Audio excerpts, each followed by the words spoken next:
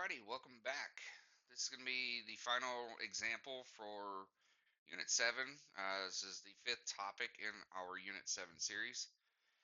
This one covers solving quadratic inequalities. We're using algebraic methods. So we've been solving quadratic equations using things like factoring. So we can use the factors to solve it. We can do what else? Completing the square. We did completing the square in example one, question B. We did factoring in example one, question A. We also have other methods like taking the square root or even using the quadratic formula.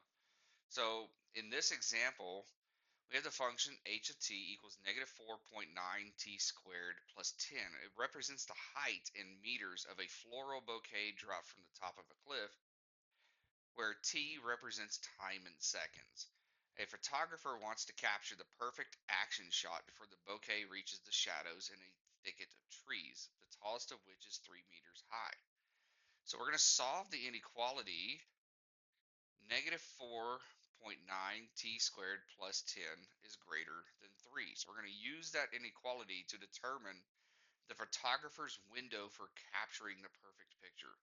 When is it best for the camera to take the picture? Okay, so if we set our camera up, our nice little fancy camera down here in the bottom left of my drawing here. Okay, it's going to take a picture just before it enters the forest where there's nothing but shadows. So I've got the light. I had the best optimal lighting going on right now.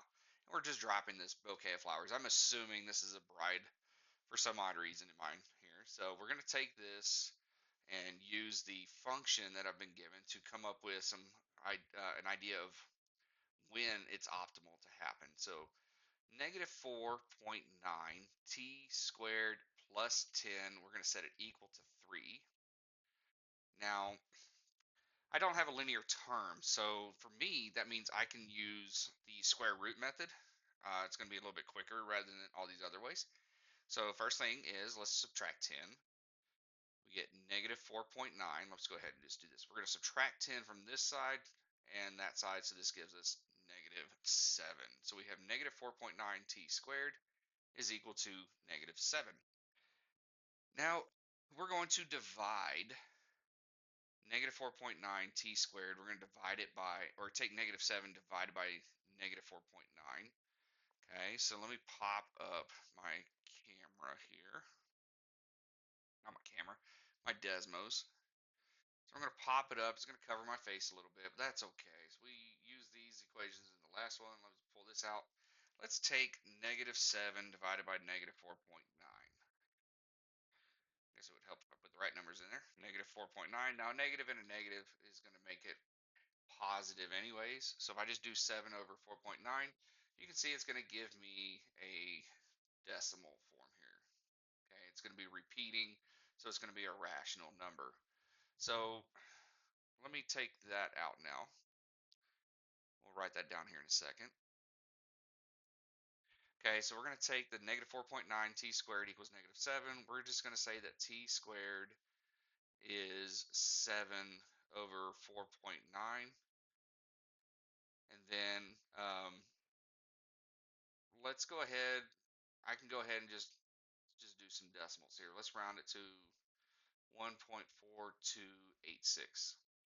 Okay, so obviously it's more decimals to that, so we're approximating right now.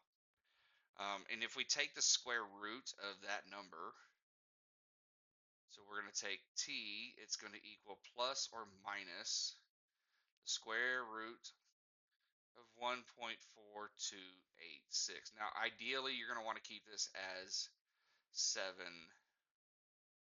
over 4.9 so we get exact values.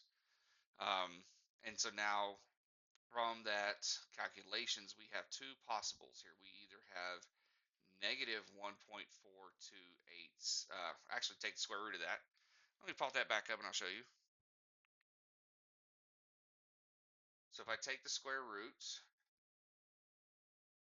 so square root of 7 over 4.9, you're going to get 1.19.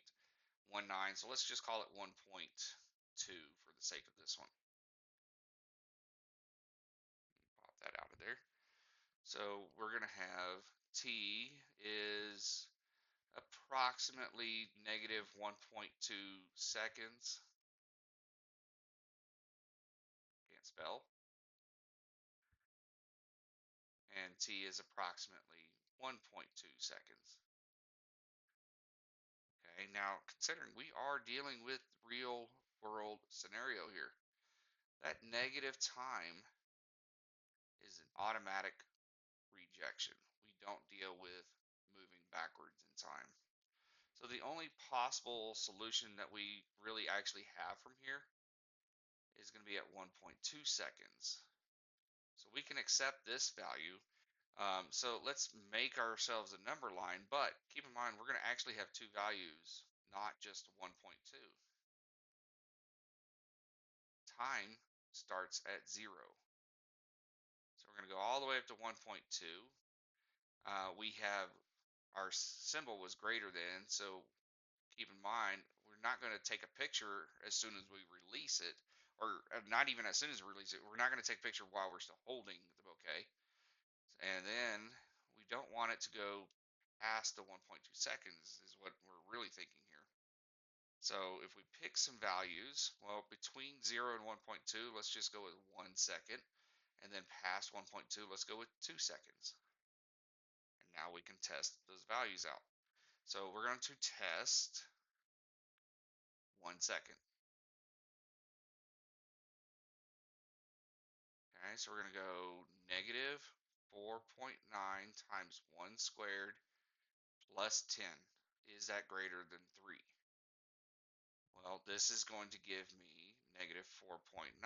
We're adding 10, which is just negative, not negative, but positive 5.1, which is greater than 3. So we want to accept the middle region here. And then I think we can infer that we're going to reject here as well, because once it goes past 1.2 seconds, it's going to be in the thicket of the trees, which is going to violate what we want. But just for the sake of this, let's just go ahead and plug in the values. So let's plug in a 2. So negative 4.9 times 2 squared plus 10, is that greater than 3? Well, this, let me throw this into my calculator real quick. We're going to have negative 4.9 times 2 squared. That's going to give me negative 19.6. If we add 10, we are not going to be greater than 3, so this is false. So it is ideal that the picture gets taken anywhere between 0 and 1.2 seconds. So let's set up an interval notation of the positive square root of 7 over 4.9. So we're going to use the exact value rather than an approximate value here.